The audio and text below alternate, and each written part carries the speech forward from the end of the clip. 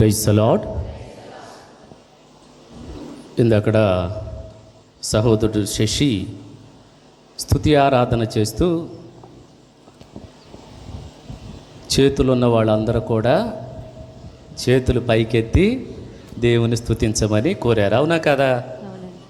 అమ్మ మీరు మాట్లాడట్లేదు, కొద్దిసేపు మాట్లాడుకుందాం మనందరికి కలిసి. Praise the lord, praise the lord, hallelujah. 134వ కీర్తన ఒకసారి చదువుదామా? 134వ కీర్తనలో ఒక చక్కని మాట ఉంటుంది. 134వ కీర్తన 1వ వచనం నుంచి చదువుదాం వాక్యం. ప్రభువు సేవకులెల్లరూ ప్రభువు సేవకులు ఎల్లరును రాత్రి ప్రభువు మందిరమున పరిచర్య చేయువారు ఎల్లరును ప్రభువును స్తుతింపుడు. ఏం చేయాలంట? ప్రభువుని స్తుతింపుము. మీరు దేవాలయము వైపు చేతులెత్తి ఏమంటున్నారమ్మా? వాక్యం ఏమని చెప్తుంది? మీరు దేవాలయం వైపు చేతులు ఎత్తి ప్రభువును స్తుతింపుడు. ఎలా స్తుతించాలి అమ్మ? సౌండ్ సరిపోవట్లేదు.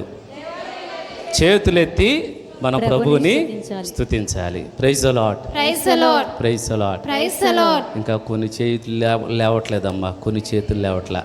మనం చూస్తూ ఉంటామే, ఏమిటంటే అప్పుడప్పుడు ఈ సీరియల్లో టీవీల్లో చూస్తూ ఉంటాం, దొంగతనం చేసి పారిపోతూ ఉంటే దొంగ వెనకాల పాత పిస్తోల్ ఒకటి పట్టుకుని పోలీసు పరిగెత్తు ఉంటాడు. పరిగెత్తి దొంగ అలిసిపోయి ఇక ఎటు వెళ్ళాలో దిక్కు తోచనప్పుడు ఏం చేస్తాడు? 2 చేతులు పైకి లేపుతాడు. అప్పుడు పోలీసు ఏమంటాడు? యువర్ అండర్ అరెస్ట్ అంటాడు.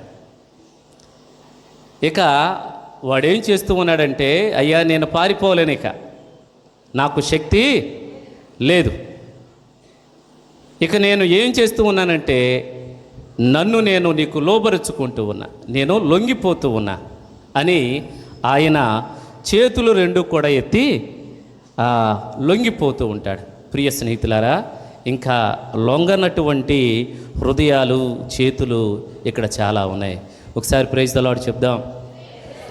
దేవునికి లొంగి లోబడి జీవిస్తే దేవుడు మనలను అతి బహుగా దీవిస్తాడు, హెచ్చిస్తాడు, ఆశీర్వదిస్తాడు. Praise the lord, praise the lord.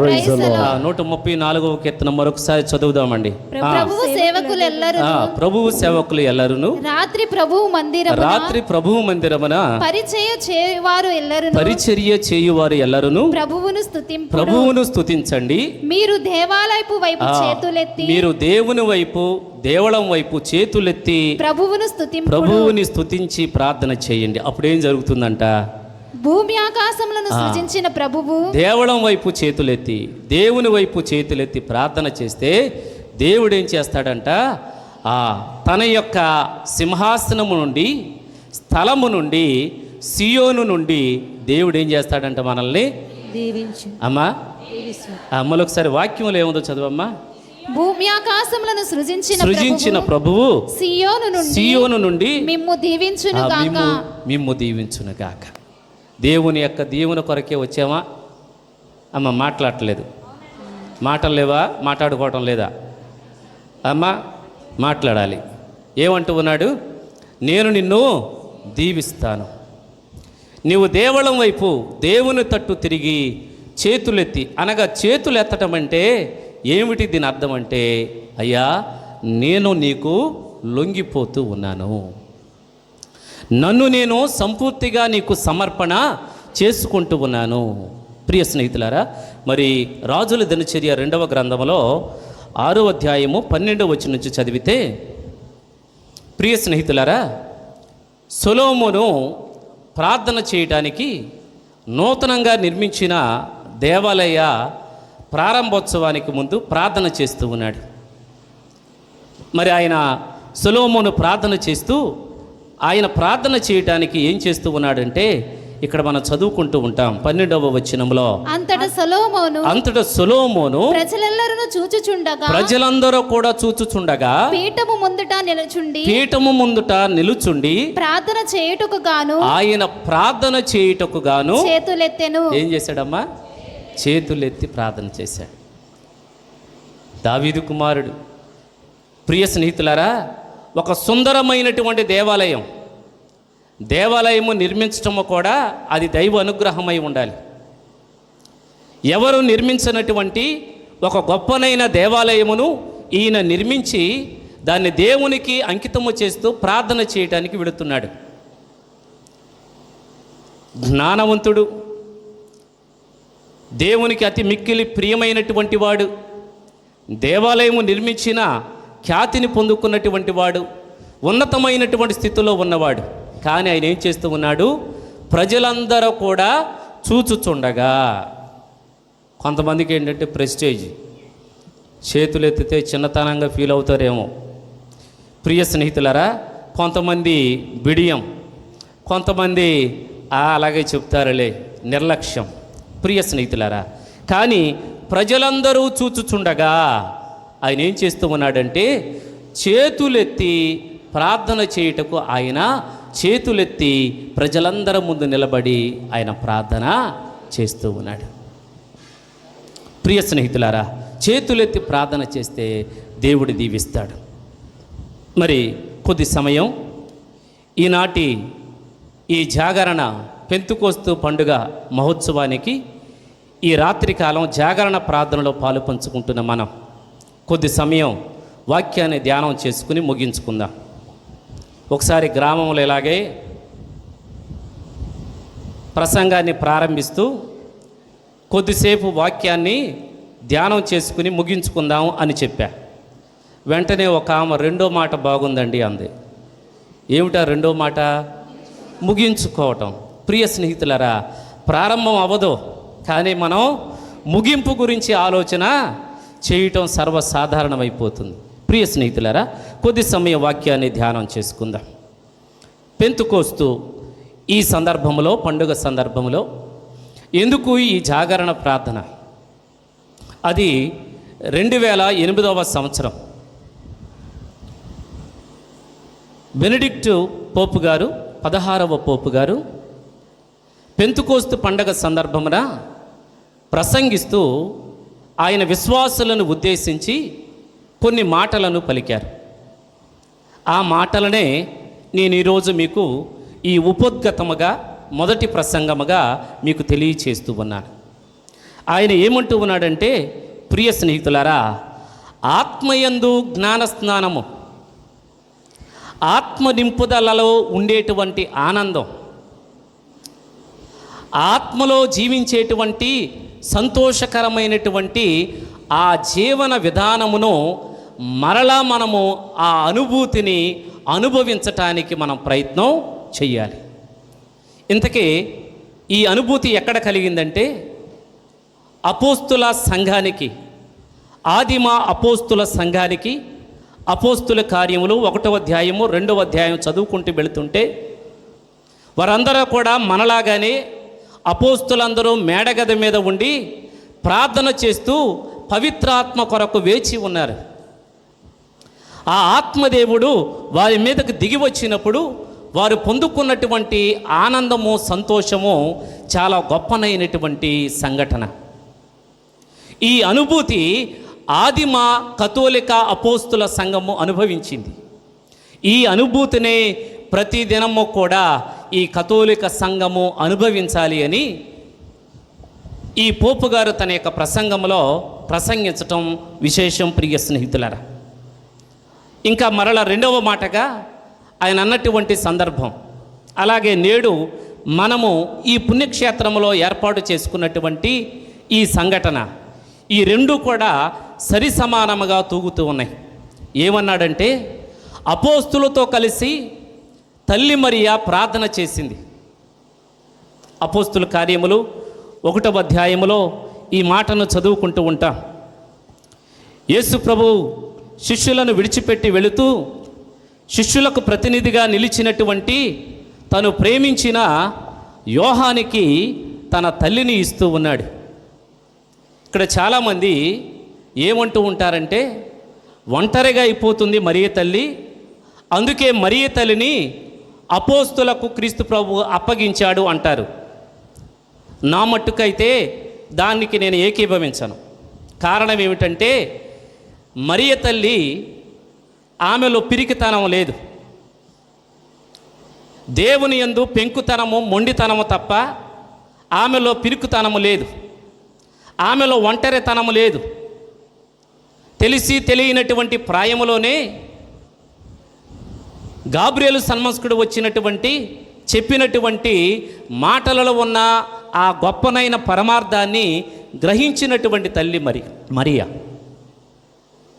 కనుక క్రీస్తునాథునికి జన్మనిచ్చిన ఆమెకు ఏమాత్రము కూడా ఒంటరితనం అనుభవించేటువంటి అవకాశం లేదు. కానీ దీన్ని నేనేమంటానంటే, అపోస్తులను విడిచిపెట్టకుండా ఉండటానికి, అపోస్తులకు తోడుగా ఉండటానికి, అపోస్తులను నడిపించటానికి, అపోస్తులను బలపరచటానికి ఆదిమ సంఘమైనటువంటి అపోస్తులు చెదిరిపోయినప్పుడు ఆ అపోస్తులకు సాక్ష్యముగా ప్రతినిధిగా ఒకే ఒక్క శిష్యుడు, ప్రేమించినటువంటి వాడు, క్రీస్తు ప్రేమను చోరగొన్నటువంటి యోహాను మాత్రమే సిలువ దగ్గర నిలిచిపోయాడు. అయ్యా, అందరూ విడిచిపెట్టి వెళ్ళిపోయినా నేను మాత్రము నిన్ను విడవనన్నాడు పేతురు. కానీ ముందే దుకాణం సర్దేశాడు. ఒక్కసారి కాదు, యేసు ప్రభు చెప్పినట్లుగానే ముమ్మారు అసలు ఆయన ఎవరో నాకు తెలియదన్నాడు. యోధా ఇస్కరియోతుకి ఈయనకి పెద్ద తేడా లేదు. అయితే తర్వాత యోధా ఇస్కరియోతు పశ్చాత్తాపపడలేదు. కానీ పేతురు తన యొక్క తప్పును తెలుసుకుని చిన్న పిల్లవాడిలాగా ఎక్కి ఏడ్చి పశ్చాత్తాపపడ్డాడు. ప్రియ స్నేహితులారా, నాకు తెలియదు అన్నాడు. చెట్టుకొకడు పుట్టకొకడు పారిపోయాడు. చెదిరిపోయినటువంటి మంద. కానీ క్రీస్తు నుండి ఒక ప్రత్యేకమైన ప్రేమను చూరగొన్నటువంటి యోహాను క్రీస్తుని విడిచిపెట్టి వెళ్ళలేకపోయాడు. అది దేవుని ప్రేమించడం అంటే. నిజమైనటువంటి దేవుని ప్రేమించేటువంటి వారు దేవుని విడిచిపెట్టి వెళ్ళలేరు. ఆయన సన్నిధిని విడిచిపెట్టి వెళ్ళలేరు. ఆయన సాన్నిధ్యమును వీడి దూరముగా ఉండటానికి ఏమాత్రము కూడా ఇష్టపడరు. ప్రియ స్నేహితుల, అందుకే ఈ ప్రేమ యోహాను కట్టుపడవేసింది. ఈ ప్రేమ యోహాన్ని బంధించింది. ఈ ప్రేమ క్రీస్తు నుండి ఆయనను దూరముగా వెళ్ళటానికి అంగీకరించలేదు. ప్రియ స్నేహితుల, అందుకే కడవరకు కూడా ఆయన ఒక్కడే మిగిలిపోయాడు. అపోస్తులందరికీ కూడా ప్రతినిధిగా నిలిచినటువంటి, ఇంకా చెప్పాలి అంటే ఆదిమ కథోలిక సంఘానికి ప్రతినిధి, అపోస్తుల సంఘానికి ప్రతినిధిగా నిలిచిన ఈ యోహానుని మరియ తల్లికి అప్పగిస్తూ, అందుకే ముందుగానే ఏమన్నాడంటే, అమ్మా ఇదిగో నీ కుమారుడు అన్నాడు. కుమారుడితో అనలా, బైబిల్ సరిగ్గా చదవండి. కుమారుడికి అప్పచెప్పల తల్లికే కుమారుని క్రీస్తు ప్రభు సిలువలో అప్పచెప్పాడు. అనగా సంఘాన్ని అప్పచెప్పాడు. అందుకే కథోలిక సంఘము మరియ తల్లిని ఏమని పిలుస్తుందంటే, అమ్మ, మాయమ్మ. మా అమ్మ మరియమ్మ, సహాయమాతవు నీవమ్మ, శరణం శరణం రావమ్మ, కరుణతో మరియమ్మ. అందుకే మనమందరం కూడా మరియ తల్లిని అమ్మ అని పిలుస్తాం. ఈ అమ్మ ఒడిలోనే, ఈ అమ్మ సాన్నిధ్యంలోనే, ఈ అమ్మతో కలిసి చేసిన ప్రార్థన ఆ సమయంలోనే అపోస్తులు ఏమనుభవించారు అంటే, పవిత్రాత్మ దేవుని యొక్క అభిషేకమును వాళ్ళు పొందుకున్నారు.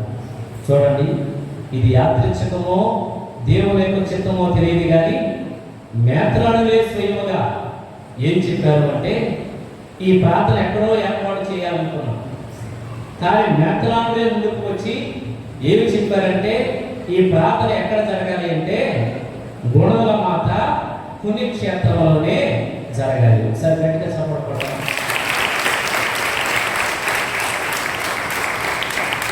ఎందుకు ఇక్కడే జరగాలి?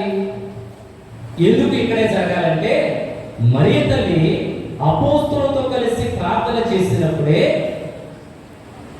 ఆ అపోస్తులందరూ కూడా ఆత్మశక్తి చేత నింపబడ్డారు. చెప్తామా? గట్టిగా చెప్తాం. ప్రియ స్నేహితులారా, మరి తల్లి సన్నిధిలో ఉన్నా, పైగా 100 వసంతాల విశ్వాస పండుగను జరుపుకున్నటువంటి గొప్పనైనటువంటి తరుణం. ఈ తరుణంలో, ఈ పుణ్యస్థలంలో, మరియ తల్లి ఒడిలో, మరియ తల్లి దగ్గర, మరియ తల్లి పాదముల చేత ప్రార్థన చేస్తున్నటువంటి మనందరికీ కూడా ఆ అపోస్తులు ఏ విధంగా అయితే ఆత్మలో నింపబడ్డారో, ఈ రోజు ఇక్కడ ఉన్నటువంటి ప్రతి బిడ్డ కూడా ఆత్మలో నింపబడాలి. ఆత్మతో నింపబడాలి, ఆత్మ వరాలతో నింపబడాలి.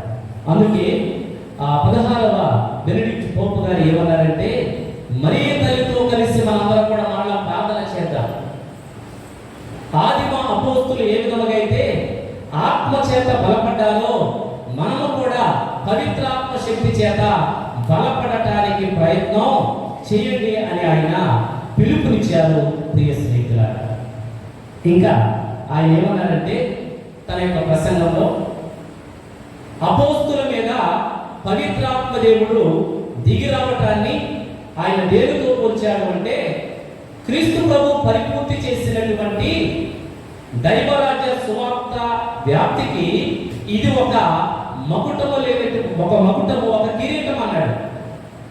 అనగా క్రీస్తు ప్రభు మానవుడై ఈ లోకములకు వచ్చి, ఈ లోకములో సంచరించి, దేవుని యొక్క ప్రేమను మనకు పంచుతూ, అనేక అద్భుతాలు చేస్తూ, గొప్పనైన ప్రసంగాలు చెప్పి, శ్రమలో పడి మరణించి పునరుత్థానమైన వెళుతున్నటువంటి గడియలో, మోక్షారోహణమై వెళ్ళినటువంటి గడియలో క్రీస్తుని కిరీటంగా పెట్టడానికి, క్రీస్తు ప్రభు పడినటువంటి ఈ శ్రమలు, ఆయన చేసినటువంటి పరిపూర్తి చేసినటువంటి ఈ దైవ కార్యానికి పవిత్రాత్మ అనుభూతి ఎలాంటిదంటే ఒక క్రీస్తుకు పెట్టినటువంటి కిరీటం లాంటిదని ఆయన అభివర్ణించాడు. ప్రియ స్నేహితులారా, ఇంకా ఆయన ఏమన్నారంటే, బాప్తిస్మ యోహాను ప్రకటించినటువంటి ప్రవచనము నెరవేరినటువంటి రోజు అన్నాడు. మత్తయి సువార్త 3వ అధ్యాయము 11వ వచనం నుంచి మనం చదువుకున్నట్లయితే, అసలు యేసు ప్రభు యొక్క గమ్యం ఏమిటంటే, యేసు ప్రభు యొక్క అంతిమ కార్యం ఏమిటంటే, మానవులందరూ కూడా, ప్రతి ఒక్కరము కూడా ఆత్మ చేత నింపబడాలి అనేది ఆయన యొక్క ధ్యేయం. అందుకే అపోస్తుల మత్తయి సువార్తలో 3వ అధ్యాయం 11వ వచనంలో బాప్తిస్మ యోహాను గారు ముందుగానే ప్రవచించారు. ఏమనంటూ ఉన్నారంటే, చదవండి, మైక్ ఉన్నవాడు చదవండి. మళ్ళీ చదవండి. హృదయ పరివర్తన నిమిత్తము నేను మిమ్ము నీటితోనే, ఒట్టి నీటితోనే స్నానం చేయిస్తూ ఉన్నాను. కానీ నా తరువాత రానున్నటువంటి వాడు దేనితో? మేము పవిత్ర ఆత్మతోను అగ్నితోను స్నానము చేయించును. Praise the lord. Hallelujah, hallelujah, hallelujah. హృదయ పరివర్తనానికి పిలుపునిస్తూ, పశ్చాత్తాపపడండి అని ప్రకటిస్తూ, బాప్తిస్మ యోహాను గారు యోర్దాను నది దగ్గర ప్రజలందరికీ కూడా నీటితో జ్ఞాన స్నానం ఇస్తూ ఉన్నారు. ఆయన ఏమన్నాడు అంటే, తానే స్వయముగా పలుకుతూ ఉన్నటువంటి మాట, నేను బట్టి నీటితోనే మీకు స్నానం చేయిస్తూ ఉన్నాను, కానీ నా వెనుక రానున్నటువంటి క్రీస్తు మీకేమిస్తాడు అంటే, ఆయన మిమ్ములను ఆత్మతోనూ అగ్నితోనూ స్నానము చేయించును. ప్రియ స్నేహితులారా, స్నానం చేసి వస్తే సరిపోదు. ఊరికే క్రైస్తవ జీవితాన్ని జీవిస్తే సరిపోదు. ఈ క్రైస్తవ జీవనం అది ఒక జీవముగా ఉండాలి అంటే, సజీవముగా ఉండాలి అంటే ఆత్మ నింపుదల చాలా అవసరం. అందుకే క్రీస్తు ప్రభువారు కూడా, నేను అంతిమగా మీకు ఇవ్వదలుచుకున్నటువంటిది ఏమిటంటే నా ఆత్మే అని ఆయన తెలియచేస్తూ, ఆ పవిత్రాత్మ దేవుని గురించి తెలియచేస్తూ, యోహాను సువార్త 7వ అధ్యాయంలో 37వ వచనం నుంచి 39వ వచనం వరకు ఆయన ఒక చక్కని మాటను పలుకుతూ ఉన్నాను. యోహాను సువార్త 7వ అధ్యాయం 37వ వచనం నుంచి వాక్యాన్ని చదువుదాం. పర్ణశాలల పండుగ చివరి రోజు ఆ, అనగా ఆ. ప్రధాన దినమున ప్రధాన దినమున యేసు నిలిచి బిగ్గరగా ఎవరైనా దప్పిక కొనొచ్చు ఏమంటూ ఉన్నాడండి? ఎవడైనాను దప్పిక కొనినచో నా దగ్గరకు వచ్చి దప్పిక తీర్చుకున్నగాక. నన్ను విశ్వసించు వాని యందు ఏమంటూ ఉన్నాడంటే, నన్ను విశ్వసించు వారి యందు వారి అంతరంగము నుండి జీవజల నదులను నేను ప్రవహింపచేస్తాను. ఇదే ఆత్మ. ఆయన సిలువలో మరణించాడో లేదో అని నిర్ధారణ చేయుటకై బలిముతో సైనికుడు వెళ్ళి పక్కన పొడవగా అది హృదయమును తాకి ఆ హృదయము నుండి ద్రవించినటువంటి రక్తము నీరు అక్కడ నుండి వచ్చినటువంటి పవిత్రాత్మ చేత ఆయన స్నానము చేయించబడ్డాడు, ఆత్మతో నింపబడ్డాడు. ప్రియ స్నేహితులారా, ఇదే మాటను నన్ను విశ్వసించు వారి యొక్క అంతరంగము నుండి జీవజల నదులను నేను ప్రవహింపచేస్తాను. అందుకే మనం ఒక కీర్తన పాడుకుంటాం, జీవనదిని. పాడమాట అందరూ కలిసి పాడదాం, మ్యూజిక్తో కలిసి పాడదాం. జీవనదిని అనే పాట పాడుకుందాం.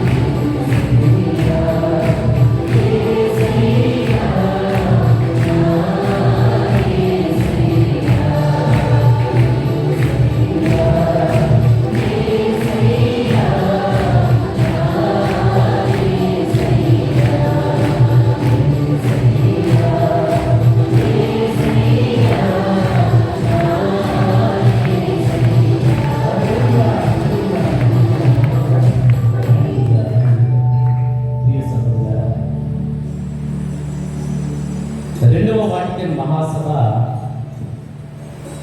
జరిగిన తొలి రోజుల్లోనే మన కథోలిక సంఘంలో సిసిఆర్ క్యాథలిక్ కరిస్మాటిక్ రెన్యూవల్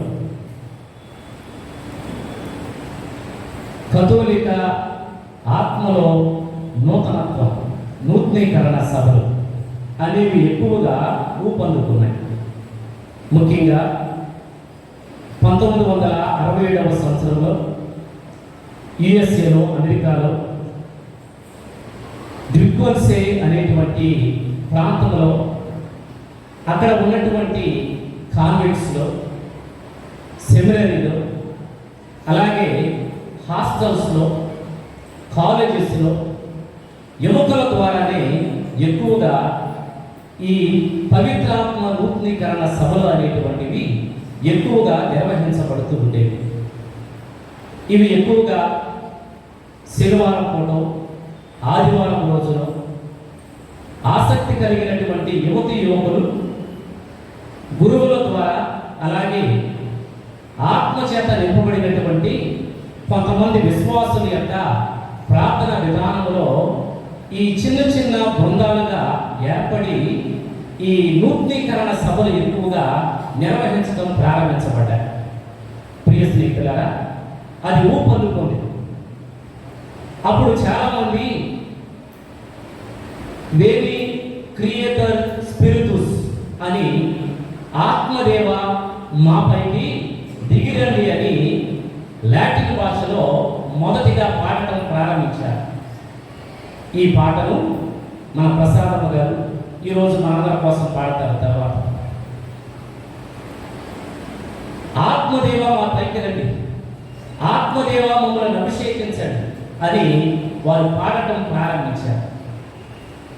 అది బాగా విస్తృతంగా వ్యాపించి ఆ కాలంలో ఉన్నటువంటి చదువుకునేటువంటి వయసులో ఉన్న యువతి యువకులు బాగా ఉత్సాహంగా ముందుకు వచ్చి ఆత్మలో నడిపించబడ్డారు.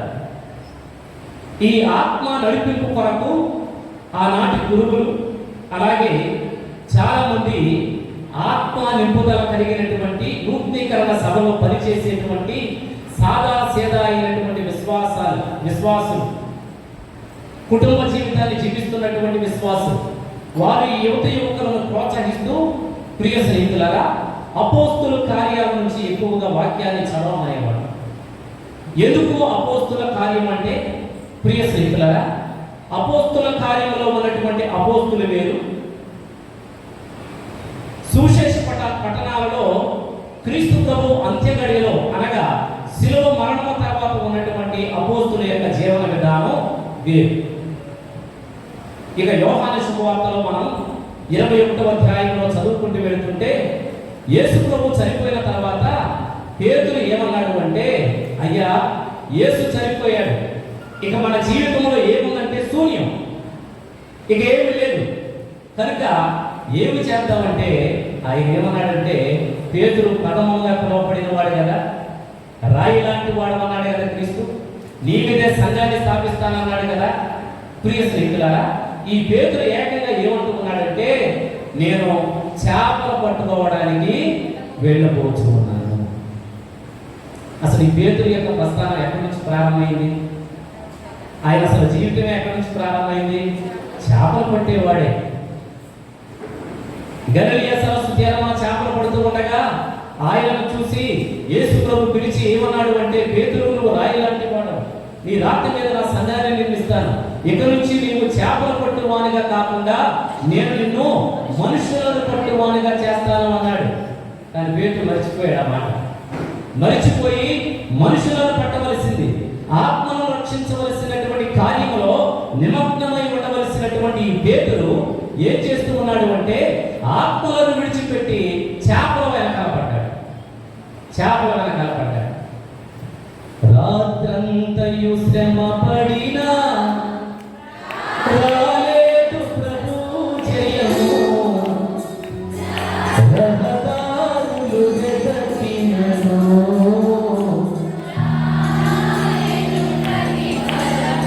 ప్రతిఫలం ఎలా వస్తుంది? నువ్వు చేపలు పెట్టేవాడు కాదన్నాడు కదా, చేపల వెనకాల పెట్టారా? ప్రియ స్నేహితులారా, వేకువజామున యేసు ప్రభు ఉత్థానమైన క్రీస్తు వారి దగ్గరికి వెళ్ళి, మీ దగ్గర ఏమైనా ఉందా బిడ్డలారా, మీ దగ్గర తిరుగుటకు ఏమైనా ఉందంటే ఏమన్నారు వాళ్ళు? మా దగ్గర ఏమీ లేదు. ప్రియ స్నేహితులారా, దేవునికి ఇవ్వడానికి మా దగ్గర ఏముండదు, మా దగ్గర ఏమీ లేదు అన్నారు. లోపలికి వెళ్ళండి, కుడివైపున వల వేయండి, వల పిగురునన్ని చేపలు పడ్డాయి. ప్రియ స్నేహితులారా, ఇక వారి జీవితం మారటం ప్రారంభమైంది. అపోస్తుల కార్యంలో 2వ అధ్యాయానికి వచ్చేసరికి ఆత్మచేత నింపబడినటువంటి పేతురు ఏమి రానటువంటి వాడు, ఏమి చదవనటువంటి వాడు, ఆత్మచేత నింపబడినటువంటి పేతురు ఒకే ఒక ప్రసంగం చేస్తే రమారమి 3000 మంది సంఘములో, అంత గట్టిగా చెప్పడం పడదాం, 5,000 మంది ఇక ఎక్కువగా చేరతానే ఉన్నారు, ఆత్మచేత నింపబడ్డారు. వాళ్ళు ఏమంటూ ఉన్నారు అంటే, అయ్యా మేము కళ్ళారా చూసినటువంటి వారిని, చెవులారా విన్నటువంటి క్రీస్తు గురించి ప్రకటించకుండా ఇక మేము ఉండలేము. Praise the lord, hallelujah, hallelujah, hallelujah, hallelujah, హల్లెలూయా. 2వ అధ్యాయంలో ఆత్మచేత నింపబడ్డారు.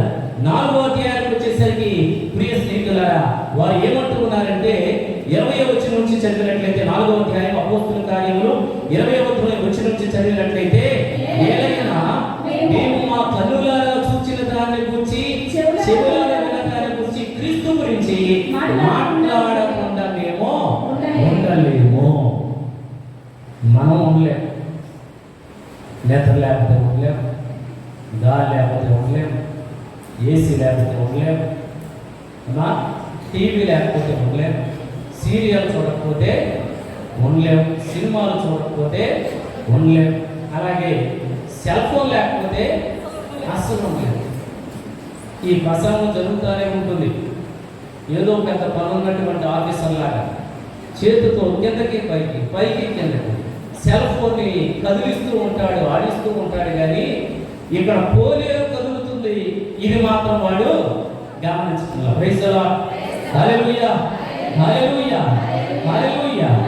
ప్రియ స్నేహితులారా, కానీ అపోస్తులు ఏమంటున్నారంటే, అయ్యా మా ఉనికి, మా జీవనము, మా జీవన స్థితి, మా జీవితం అంతా కూడా ఏమిటంటే, క్రీస్తు గురించి ప్రకటించకుండా, క్రీస్తు గురించి మాట్లాడకుండా ఇక మేము ఉండలేము.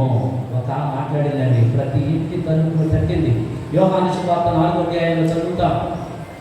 క్రీస్తుతో మాట్లాడింది, క్రీస్తుతో గడిపింది, క్రీస్తు చెప్పినటువంటి మాటలు గ్రహించింది, ఆయన చెప్పినటువంటి మాటల మాధుర్యాన్ని కనుగొంది, ఆయన చెప్పినటువంటి మాటలు వింటుంటే పులకరించింది. ఆ శారీరకమైనటువంటి దప్పిక కోసము కడవతో యాకోబు బాబు దగ్గరికి వచ్చింది. శారీరకమైనటువంటి జీవమునిచ్చేటువంటి, శారీరకమైన దప్పిక తీర్చేటువంటి నీటి కడవను అక్కడే విడిచిపెట్టి ఏం చేసింది, గ్రామంలోకి పరుగులు తీసుకువెళ్ళి ప్రతి ఇంటి తలుపును తట్టింది. మనమే గుడికి రాము సరిగ్గా, ఇక పక్కూడ ఇంటికి ఏం చెప్తాం మనం? నేను గుడికి వెళ్తున్నాను రాని చెప్తావా? పార్కుకి వెళితే చెప్తాం, పిక్నిక్కి వెళితే నేను వెళుతున్నాను నువ్వు కూడా రావచ్చు కదా, షాపింగ్కి వెళితే చెప్తాం నాతో నువ్వు కూడా రావచ్చు కదా, షికారుకి వెళితే చెప్తాం. కానీ గుడికి వచ్చేటప్పుడు మనతో పాటు ఒక్కరిని కూడా తీసుకున్నాం. సమరయ స్త్రీ ఏం చేసింది? ప్రతి ఇంటి తలుపును తట్టింది. అమ్మా, నేను బావి దగ్గర ఒక వ్యక్తిని కలుసుకున్నాను, ఆయన మాటలు విన్నాను, ఆయన ఎవరైనా నాకు తోచుతున్నదంటే ఆయన మెస్సయ్యా అని నాకు తోచుతున్నది. Praise the lord. ఆత్మ చేత నడిపించబడింది. ఆయన జీవము కలిగినటువంటి మాటలు చెప్తున్నాడు. వచ్చి మీరందరూ ఆయన మాటలు ఆలకించండి. క్రీస్తు చేతను నడిపించింది. ప్రియ స్నేహితులారా, అపోస్తులు ఏమంటూ ఉన్నారంటే ఆత్మ చేత నింపబడ్డారు. ఆత్మ చేత నింపబడి ఏమంటూ ఉన్నారంటే మేము ఉండలేక ఆయన గురించి ప్రకటించకుండా మాట్లాడకుండా ఇక మేము ఉండలేము అని వారు చెప్తూ ఉన్నారు. కనుక ఈ యువకులందరూ కూడా ఆత్మ చేత నింపబడ్డారు. ఈ యువకులు ఏం చేస్తూ ఉన్నారంటే మరి భాషలలో మాట్లాడటం ప్రారంభించారు.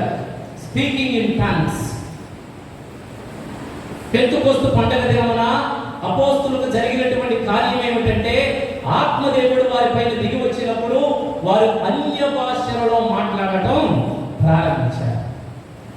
ఈ యువకులకు జరిగినటువంటి ఎవరైతే ఈ ఆత్మ నింపుదల నూతనీకరణ సదస్సులకు ఎక్కువగా హాజరవుతూ ఉన్నారో, వెళుతూ ఉన్నారో, వాక్యాన్ని చదువుతూ ఉన్నారో, ఆత్మలో బలపడుతూ ఉన్నారో వారిలో ఏం కలుగుతుందంటే మార్పులు కలుగుతూ ఉన్నాయి.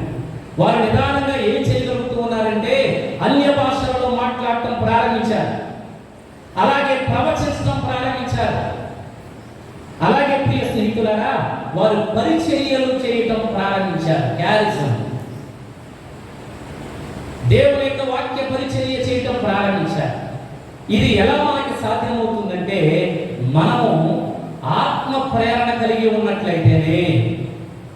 ఈ నూతనీకరణ సదస్సులకు, ఎలాంటి జాగరణ ప్రార్థనలకు మనం హాజరైనప్పుడే ఈ ఆత్మ కదలింపు అనేటువంటిది మనలో ప్రారంభమవుతుంది.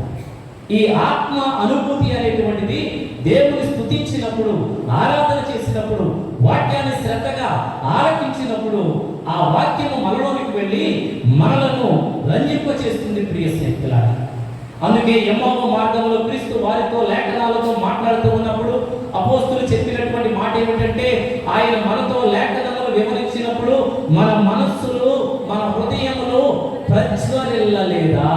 ఆరిపోకూడదు.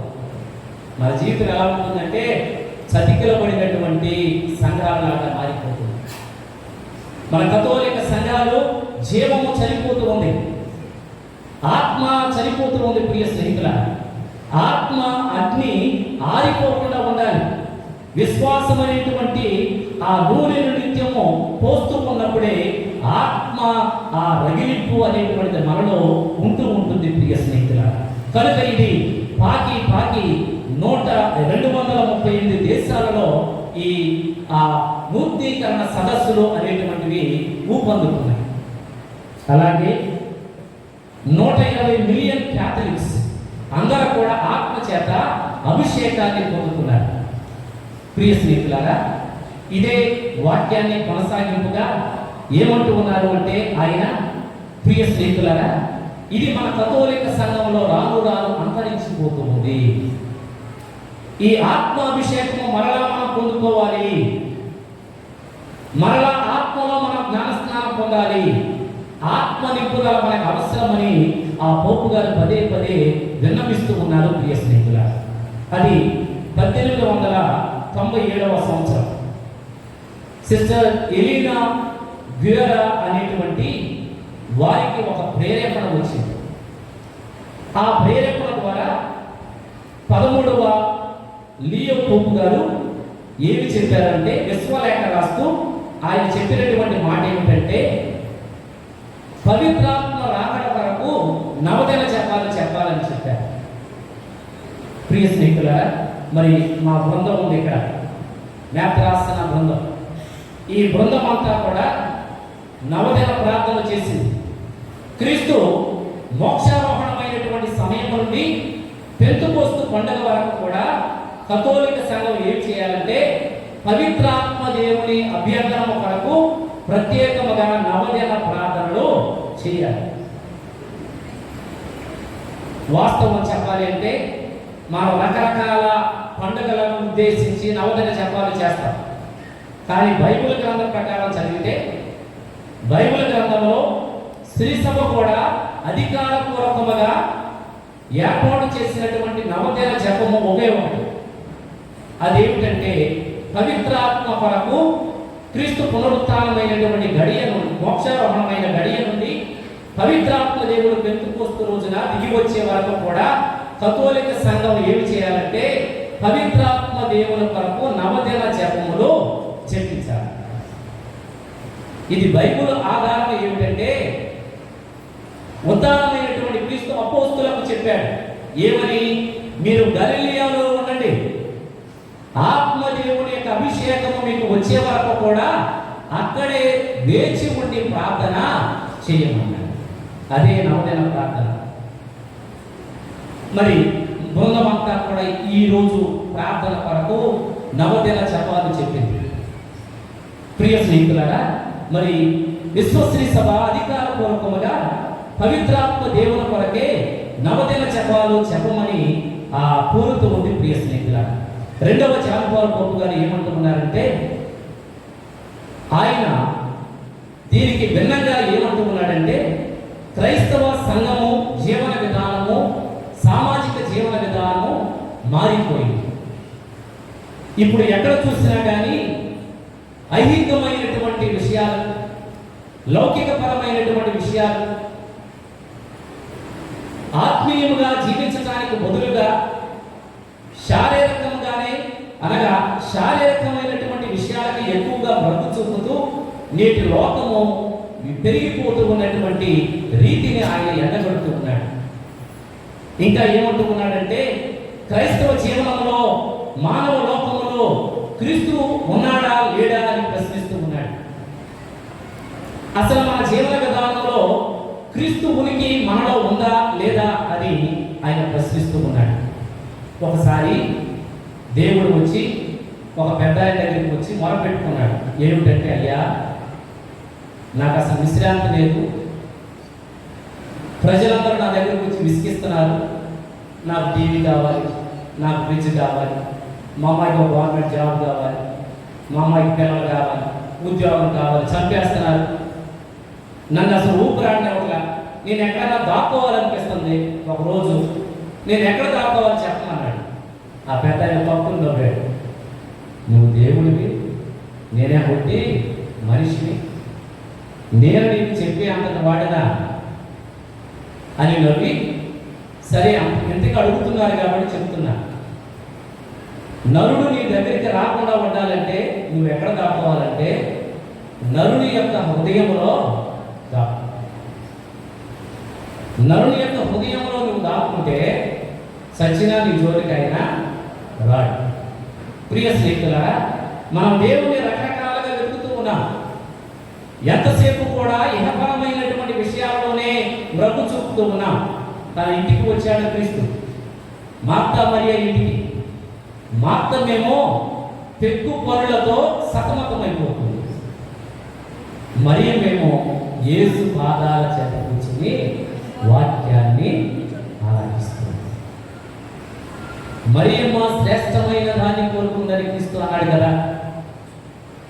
ప్రియ స్నేహితులారా, మరి రెండవ జాన్ పాల్ పోపు గారు ఏమంటూ ఉన్నారంటే క్రీస్తు ఈ మానవ ఈ వలయము నుండి, సామాజిక వలయము నుండి ఆయన దూరంగా వెళ్ళిపోతూ ఉన్నాడు.